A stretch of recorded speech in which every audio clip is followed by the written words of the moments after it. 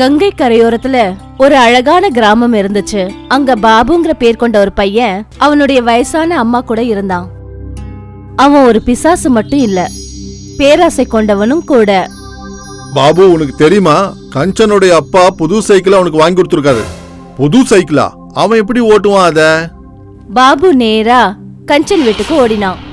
அவன் அங்க போய் சைக்கிள் வாசல்ல இருந்தத கவனிச்சான். அப்ப கஞ்சன் கீழே உட்காந்து காய்கறி வெட்டிட்டு இருந்தா. பாபு ஒரு பெரிய பக்கெட் நிறைய தண்ணிய எடுத்துட்டு போனான். அப்புறம் அந்த பக்கெட் தண்ணிய தலையில ஊத்திட்டு பக்கெட்டை கவுத்துட்டான். அட, யாரது யாரது யாரு யாரது? கஞ்சன் தன்னோட தலையில இருந்து அந்த பக்கெட்டை எடுக்கிறதுக்குள்ள அங்க இருந்த சைக்கிள் காணாம போயிடுச்சு. அட, சைக்கிள் எங்க போச்சு? அப்பா, சீக்கிரமா வெளியே வாங்க, சைக்கிள் திருடு போயிடுச்சு. பாபு அந்த சைக்கிளை ஓட்டிக்கிட்டு தன்னோட வீட்டுக்கு வந்து சேர்ந்தான். பாத்தியாமா, நான் கஞ்சனுடைய புது சைக்கிளை கொண்டு வந்துட்டேன். ரொம்ப தப்பான விஷயம்ப்பா. இப்பவே கஞ்சன் வீட்டுக்கு போயிட்டு அந்த சைக்கிளை திருப்பி கொடுத்துட்டு வா. அடுத்தவங்களோட பொருளுக்காக எப்பவும் ஆசைப்படக்கூடாதுன்னு நான் உன்கிட்ட எத்தனை தடவை சொல்லியிருக்கேன். நாளைக்கு உன்னை பாக்குறதுக்காக பொண்ணு வீட்டுக்காரங்க வராங்க. கிராமத்து ஜனங்க யாராவது கம்ப்ளைண்ட் பண்ணா பொண்ணு வீட்டுக்காரங்க கிட்ட என் முகத்தை எப்படி காட்டுவேன்? பாபுவுக்கு கல்யாணம் ஆயிடுச்சு. சில வருஷங்களுக்கு அப்புறம் அவனுடைய அம்மா இறந்துட்டாங்க. என்னங்க, இந்த கிராமத்தை நீங்க இப்படி வெட்டியா சுத்திட்டு இருந்தா இந்த குடும்பத்தை எப்படி நடத்துறது? நாளைக்கே நமக்கு ஒரு குழந்தை பிறந்துட்டா நாம என்னங்க பண்றது? நான் என்னோட ஒரு வலையில கொடுக்கறேன். இத வித்து எதுவும் இல்லைன்னாலும் கொஞ்சம் வேர்க்கடலை வாங்குங்க, அதை வியாபாரம் பண்ணுங்க. எல்லாரும் சொல்லுவாங்க, வீட்டோட பொறுப்புகள் தன்னோட தலையில விழும்போது எல்லாரும் நல்லவங்களா திருந்துவாங்க. மனைவியோட கட்டாயத்தால பாபு வேலைக்கு போக வேண்டியதாயிடுச்சு. அவன் வேர்க்கடலைய வாங்கினான். அப்புறம் தெரு தெருவா போய் அந்த வேர்க்கடலைய வித்தான். கடலை, வேர்க்கடலை வந்து வாங்கிக்கங்க. வேர்க்கடலை, வேர்க்கடலை, வேர்க்கடலை, அவிச்ச வேர்க்கடலை. கிராமத்துல எந்த வேர்க்கடலைக்காரனும் வரல. அதனால கொஞ்ச நாள்லயே பாபுவோட வேர்க்கடலை வியாபாரம் நல்லபடியா நடந்துச்சு. சுனைனா, நான் உனக்கு வளையல் வாங்கிட்டு வந்திருக்கேன். பார்த்து எப்படி இருக்குன்னு சொல்லு. ரொம்ப நல்லா இருக்கு. ஆனா தேவையில்லாத செலவெல்லாம் பண்ணாதீங்க. அதுல இருந்து கொஞ்சம் பணத்தை எதிர்காலத்துக்கு சேர்த்தும் வைங்க. கொஞ்ச நாளைக்கு அப்புறம் அந்த கிராமத்துல கடலை விக்கிறவனும் வந்தான். ஆனாலும் பாபுவோட வேர்க்கடலை நல்லா வித்துக்கிட்டு இருந்துச்சு. ஆனா பாபு கடலைக்கார கிட்ட கூட்டம் இருக்கிறத கவனிச்ச உடனே அவனுக்கு பொறாமை ஏற்பட்டுடுச்சு. என்கிட்ட வேர்க்கடலை வாங்கி சாப்பிட்றவங்க அவங்களுடைய பசிய கண்டிப்பா போக்கிக்குவாங்க. ஆனா நீ எனக்கு போட்டியா வந்து இங்க கடலைய வித்துக்கிட்டு இருக்கிறியா? நான் உன்னை என்ன பண்றேன்னு பாரு. நான் ஒருத்தன் தான் இங்க கடலைய விக்கணும். எல்லாருடைய பைசாவும் என் கைக்கு தான் வரணும். என்கிட்டயே நீ போட்டிக்கு வரியா? ஒரு நாள் கடலை விக்கிறவன் தன்னோட கூடைய மரத்தடியில வச்சுட்டு பாத்ரூம்க்கு போனான். பாபு தன்னோட கூடையில இருந்து கொஞ்சம் வேர்க்கடலைய எடுத்து கடலைக்காரனோட கூடையில வச்சுட்டான். கடலைக்காரன் தன்னோட இடத்துக்கு திரும்பி வந்தப்ப பாபு சத்தம் போட்டு கத்த ஆரம்பிச்சான். சீக்கிரமா எல்லாரும் இங்க வாங்க, வாங்க, வாங்க. இங்க திருட இருக்கான். என்னுடைய வேர்க்கடலைய இவன் திருடிட்டான். வந்து பாருங்க, சீக்கிரமா வாங்க. இன்னைக்கு இவன் என்னுடைய கடலைய திருடிட்டான். நாளைக்கு உங்க வீட்டுல இருக்கிறது எல்லாத்தையும் திருடிடுவான். இவனை போட்டு அடிங்க. கிராமத்து ஜனங்களும் பாபு சொல்றத நம்பினாங்க. அப்புறம் கடலைக்காரனை போட்டு அடிச்சாங்க.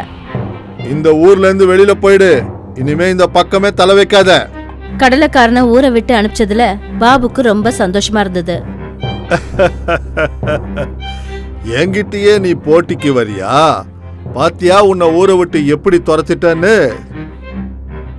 சொல்லுவாங்க, மனுஷங்க கிட்ட எப்ப பணம் கையில வருதோ அவங்க அவங்களோட செலவுகளையும் அதிகரிச்சுப்பாங்க. ஒரு நாள் பாபு தன்னோட மனைவி கிட்ட சொன்னான். சுனைனா, உனக்கு ஒரு விஷயம் தெரியுமா? நம்ம ஊர்ல ஒரு பெரிய மீனா பஜார்னு ஓபன் பண்ணிருக்காங்க. வா, அங்க போய் உனக்கு வேண்டியதெல்லாம் வாங்கலாம். பாபு துணிமணிகளை வாங்கிக்கிட்டு தன்னோட மனைவியோட திரும்பி வரும்போது வர வழியில பாபுவோட மனைவி கால்ல ஒரு பாம்பு கொத்திட்டு ஓடிடுச்சு. கொஞ்ச நேரத்துல பாபுவோட மனைவி உடம்பு முழுக்க விஷம் ஏறிடுச்சு. என்னுடைய மனைவிய ஒரு பாம்பு கடிச்சிடுச்சு. வந்து காப்பாத்துங்க, யாராவது வந்து காப்பாத்துங்க. அந்த சமயம் அந்த இடத்துக்கு ஒரு ஆள் வந்தாரு.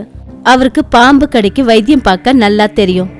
அந்த ஆளு பாபுவோட மனைவிக்கு சில மூலிகைகளை கொடுத்தாரு. பாபு அந்த ஆளோட முகத்தை உத்து கவனிச்ச போது உடனே அவனுக்கு ஒரு விஷயம் ஞாபகத்துக்கு வந்தது. அந்த ஆளு வேற யாரும் இல்ல, அவங்க ஊர்ல கடலை வித்தவரு. கொஞ்ச நாளைக்கு முன்னாடி பாபு அவரை அடிவாங்க வச்சு அவங்க கிராமத்தை விட்டே விரட்டி விட்டாரு. பாபு அந்த ஆளோட கால்ல விழுந்தான். என்ன மன்னிச்சிடானே, நான் உனக்கு ரொம்ப அநியாயம் பண்ணிருக்கேன். ஆனா நீ என் மனைவியை காப்பாத்தி இருக்க. நான் உனக்கு நன்றி கடன் ரொம்ப பட்டிருக்கேன். என்ன மன்னிச்சிடுனே. நீ செஞ்ச தப்ப நானு எப்பவோ மறந்துட்டேன். அவங்க செஞ்சது அவங்களுக்கே வந்து சேரும். நீ எனக்கு தீமை செஞ்சாலும் நான் உனக்கு நன்மைதான் செய்யணும். அதுதான் நல்லது. பாபு அந்த மனுஷனோட இரக்க குணத்தை பார்த்து தன்னை நினைச்சு ரொம்பவே வெக்கப்பட்டான். அவன் ஒரு முடிவுக்கு வந்தான். அவன் தன்னோட வாழ்க்கையில பேராசைப்படவும் கூடாது, அநியாயமும் பண்ணக்கூடாதுன்னு நினைச்சான்.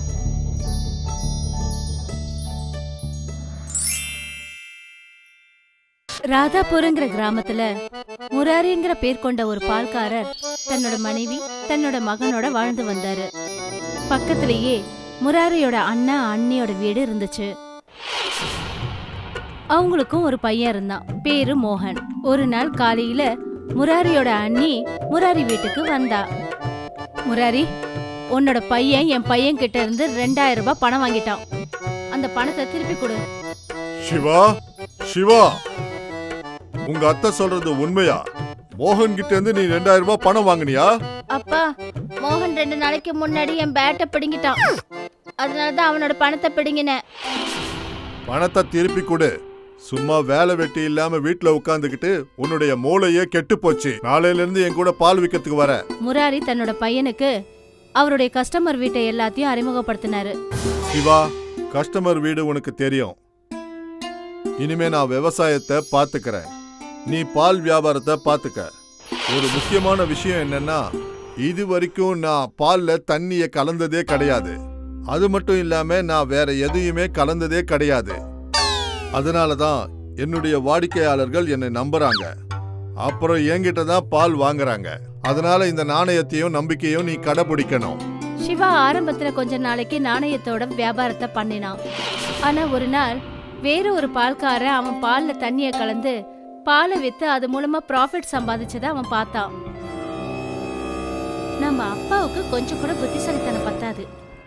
நான் ரொம்ப சுலபமா 1 லிட்டர் பால்ல தண்ணிய கலந்து 2 லிட்டரா மாத்தி நான் டபுள் மடங்கா சம்பாதிக்க எனக்கு தெரியும். சிவா பாலை எடுத்துக்கிட்டு வீட்ல இருந்து கிளம்பும் போது அவங்க அப்பா எதிர்க்க பியூரான பாலை எடுத்துட்டு போவான். ஆனா வழியில அந்த பால்ல தண்ணிய மிக்ஸ் பண்ணிப்பான். சிவாவோட அத்தை பையன் மோகன் ஒரு நாள் மார்க்கெட்ல இருந்து திரும்பி வந்துட்டு இருந்தான். அப்போ வழியில சிவா பால்ல தண்ணிய மிக்ஸ் பண்றத அவன் கவனிச்சிட்டான். உடனே அந்த விஷயத்த அவன் தன்னோட மொபைல்ல ரெக்கார்ட் பண்ணி வீடியோவா ஆக்கிட்டான். அந்த வீடியோவை சிவா கிட்ட காமிச்சு பிளாக்மெயில் பண்ண ஆரம்பிச்சான். ஹலோ சிவா, நீ பால்ல தண்ணிய மிக்ஸ் பண்ணத நான் வீடியோவா எடுத்து வச்சிருக்கேன். இனிமே நீ மாசம் 2000 ரூபாய் பணம் எனக்கு அனுப்பி வைக்கணும். ஒருவேளை நீ 1 மாசம் தவறுனா கூட இந்த வீடியோவை நான் உங்க அப்பாக்கு அனுப்பி வச்சிருவேன். சிவா பயந்து போய் ஒவ்வொரு மாசமும் மோகனுக்கு எப்படியோ 2000 ரூபாய் பணம் கொடுக்க ஆரம்பிச்சான். 2000 ரூபாய் பணம் கொடுக்கறதுனால எந்த ஒரு பிரச்சனையும் வரப்போறதில்லை. பேசாம நாம 1 லிட்டர் பால்ல 1.5 லிட்டர் தண்ணிய கலந்துருவோம். அங்க மோகன் எல்லா விஷயத்தையும் அவனோட அம்மா கிட்ட சொன்னான். கண்ணா, எதுக்காக வெறும் 2000 ரூபாய் மட்டும் கேக்குற? பால்ல நிறைய லாபம் இருக்கு. குறைஞ்சபட்சம் ஒரு 7000 ரூபாய் கேள. இங்க பாரு சிவா, அடுத்த மாசத்துல இருந்து எனக்கு மாசம் 7000 ரூபாய் அனுப்பி வை. இல்லைன்னா இந்த வீடியோவை நான் உங்க அப்பாவுக்கு அனுப்பி வச்சிருவேன். அட கடவுளே, இந்த மோகன் தன்னோட டிமாண்ட அதிகமாக்கிக்கிட்டே இருக்கான். என்ன பண்றதுன்னே எனக்கு புரியல. அந்த சமயம் சிவாவோட சின்ன வயசு ஃப்ரெண்டு பிங்கி அவனை பார்க்க வரா. என்ன ஆச்சு சிவா, ஏன் ரொம்ப டென்ஷனா இருக்க? அது வந்து ஒன்றும் இல்லை, நான் ஜஸ்ட் சும்மா அப்படிதான். நான் உன்னோட சின்ன வயசு ஃப்ரெண்டு, நீ எதை மறைக்கிற? சிவா பிங்கி கிட்ட எல்லா விஷயத்தையும் சொன்னான். நீ இப்பவே உன் வீட்டுக்கு போய் உங்க அப்பா கிட்ட நடந்த விஷயம் எல்லாத்தையும் சொல்லிடு. இல்ல, என்னால அப்படி சொல்ல முடியாது. அப்புறம் அவர் என்னை வீட்டை விட்டு துரத்திடுவாரு. அப்படி எல்லாம் எதுவும் நடக்காது. நீ எவ்வளவு நாளைக்கு தான் மோகனுக்கு இந்த மாதிரி பணம் கொடுத்துக்கிட்டே இருப்ப? இதுக்கு நான் ஏதாவது ஒரு வழி பண்றேன். சிவாவுக்கு ஒரு பால்காரர் தெரியும். அவரு கெமிக்கலை வச்சு பால் பண்ணுவாரு. சிவா அவரை பார்த்து என்ன சொன்னான்னா, நீங்க எனக்கு கெமிக்கலை வச்சு பால் எப்படி செய்யறதுன்னு கத்து கொடுக்குறீங்களா? சிவா கெமிக்கலை வச்சு எப்படி போலியான பால் தயாரிக்கிறதுன்னு கத்துக்கிட்டான். சிவா மோகனுக்கு கொடுத்த பணத்தை தவிர நிறைய பணத்தை சேகரிச்சு வச்சான். சிவா ஒவ்வொரு மாசமும் ஏதாவது ஒரு விலை உயர்ந்த பொருளை வாங்கிக்கிட்டு வருவான். சிவா, என்ன இது புது டிவி வாங்கிட்டு வந்திருக்க? போன மாசம் தானே நீ ஒரு டிவி வாங்கி வச்சிருக்க. அது நார்மல் டிவி தான்ப்பா, ஆனா இது ஸ்மார்ட் டிவி. நான் ரொம்ப கஷ்டப்பட்டு உழைக்கிறேன்ப்பா, அதனால தான் நமக்கு கஸ்டமர்ஸ் அதிகரிச்சுக்கிட்டே இருக்கிறாங்க. அதனால தானே நம்ம வருமானமும் பெருகிட்டு இருக்கு. முராரிக்கு சிவா மேல நம்பிக்கை இருந்துச்சு. ஒரு நாள் முராரி தன்னோட வயலுக்கு தேவையான உரங்களை வாங்குறதுக்காக மார்க்கெட்டுக்கு போனாரு.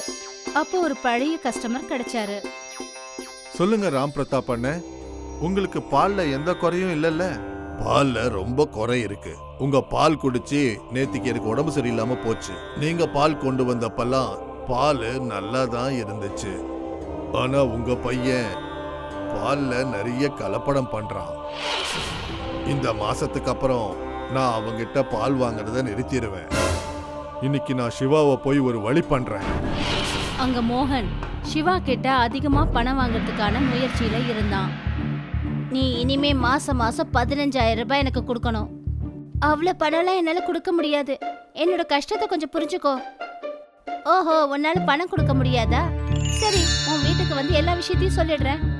மோகன் கோவத்துல அந்த வீடியோவை முராரிக்கு போட்டு காட்டினான். சிவா ரொம்ப பயத்தோட வீட்டுக்கு ரொம்ப லேட்டா அன்னைக்கு வந்தான். சிவா, உன்னை பத்திய எல்லா உண்மையும் எனக்கு தெரிஞ்சு போச்சு. சிவா அவங்க அப்பா முன்னாடி தேம்பி தேம்பி அழுதான். என்ன மன்னிச்சிடுங்கப்பா, நானும் உங்களை மாதிரி நேர்மையாவும் நம்பிக்கையாவும் நேர் வழியில நடந்திருந்தா மோகன் இந்த மாதிரி என்ன பிளாக்மெயில் பண்ணிருக்க மாட்டான். நானும் உங்க முன்னாடி இப்படி அவமானப்பட்டு நின்று இருக்க மாட்டேன். என்ன மன்னிச்சிடுங்கப்பா. மற்ற பால்காரங்களை பார்த்து நானும் இந்த மாதிரி ஒரு தப்பை பண்ணிட்டேன். என் மனசுல ரொம்ப சீக்கிரத்துல பணக்காரன ஆகணும்னு ஆசை வந்துடுச்சு. கண்ணா, இந்த உலகத்துல நேர்மையாவும் சத்தியமாவும் நடந்துக்கிறது ரொம்பவே கஷ்டம். ஆனா திருட்டுத்தனமான வழியில போறது ரொம்ப ஈஸி. நீ திருட்டுத்தனம் பண்றதுனால கொஞ்சம் பணம் அதிகமா சம்பாதிக்கலாமே ஒழிய, ஆனா மன நிம்மதியும் ஆத்ம திருப்தியும் உன்னால அடையவே முடியாது. சிவா தன்னை நினைச்சு ரொம்பவே வெக்கப்பட ஆரம்பிச்சான். அப்பதான் அவன் முடிவுக்கு வந்தான். இதுக்கப்புறம் பால்ல எந்த கலப்படமும் செய்ய மாட்டேன்னு முடிவு பண்ணான். அவங்க அப்பா மாதிரியே அவனும் நேர்மையா வாழணும்னு ஒரு முடிவு எடுத்து வாழ்ந்தான்.